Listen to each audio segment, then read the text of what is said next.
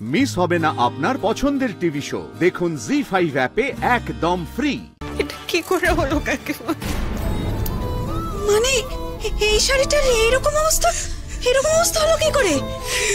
এটা তোমার ঠাম্মি দিয়েছিল না তোমায়? আজ সকালবেলা এই শাড়িটা বের করেছিলাম, ভেবেছিলাম পরে বেরোবো, আমি পরতে পারলাম না বলে ভাঁজ করে না খাটের এই জায়গাটায় রেখে গিয়েছিলাম, একদম সুন্দর করে ভাঁজ করে। আমি এসে দেখি ওইখানে রাখা এই অবস্থা। কিন্তু কঙ্কা, আমি তো বুঝতেই পারছি না এটা কি করে এরকম হলো।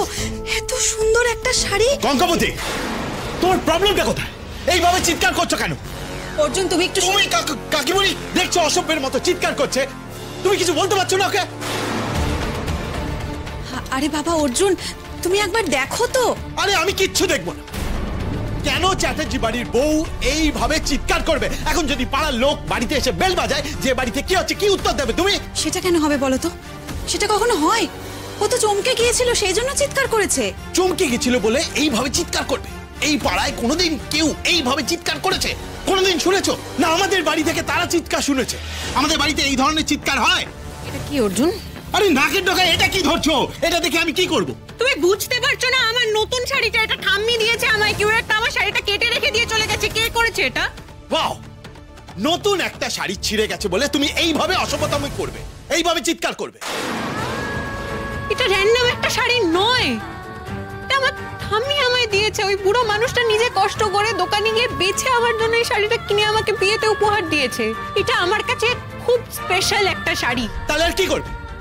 এই শাড়িটা নিয়ে একটা শোক সভা বসিয়ে দাও এখানে। তার থেকে ভালো আমি একটা কথা বলছি, আমি টাকা দিচ্ছি, তুমি ঠাম্মার নাম করে গিয়ে এক্ষুনি দোকান থেকে শাড়ি কিনে আনো। টাকা দিয়ে দেবে? টাকা দিয়ে দিলে এই শাড়িটা জোড়া লেগে যাবে না অর্জুন? আর অন্য কোনো শাড়ি কিনে আনলে সেটার ইমোশন এটার সাথে ম্যাচ করবে না কোনোদিন, সেটা তুমি বোঝো না? এই ন্যাকা ন্যাকা ইমোশনাল কথাবার্তা এখন আমার সামনে বলো। আমি টাকা দিয়ে দিচ্ছি, তুমি গিয়ে শাড়ি কিনে আনো, বাস মিটে গেল। না মিটে গেল না, এভাবে মিটে যায় না। না মানে কি চাও, কি চাও? এটা নিয়ে এখন ম্যারাথন একটা ঝামেলা শুরু করবে, তাই তো? আমি ভালো কথা বলছি, আমি টাকা দিচ্ছি, এক্ষুনি গাড়ি নিয়ে যাও, গিয়ে শাড়ি কিনে আনো। আমার এই ঝামেলা ভালো লাগছে না। আসল কথা না বলে তুমি এদিক ওদিককার সমস্ত কথা বলছো। আসল কথাটা তুমি বুঝতে পারছো না অর্জুন। আমি যখন বাড়িতে ছিলাম না, আমার ঘরে কেউ ঢুকে আমার নতুন শাড়িটা কেন কুচি কুচি করে কেটে দিয়ে যাবে? আরে কি আজব কথা বলছো? কে এই ঘরে ঢুকে তোমার শাড়ি কুচি কুচি করতে যাবে? যা মুখে আসবে তাই বলে যাবে নাকি? শাড়িটা এরকমই ছিল, তুমি দেখোনি? দেখিনি মানে? সকালে আমি বের করেছি। কি হয়েছে? মা তুমি তো এসে গেছো। তুমি সকালবেলা আমার এই শাড়িটা দেখলে না? আমার ঠাম্মি দিয়েছিল, আমি বললাম এটা আমি পরবো।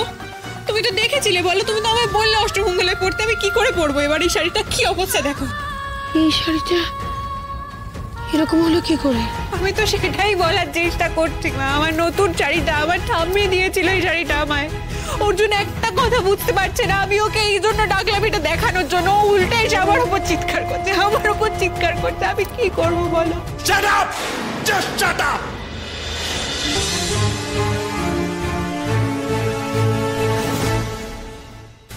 নাটক তো জমে ক্ষীর, কিন্তু আমাকে নিজেকে বাঁচাতেই হবে।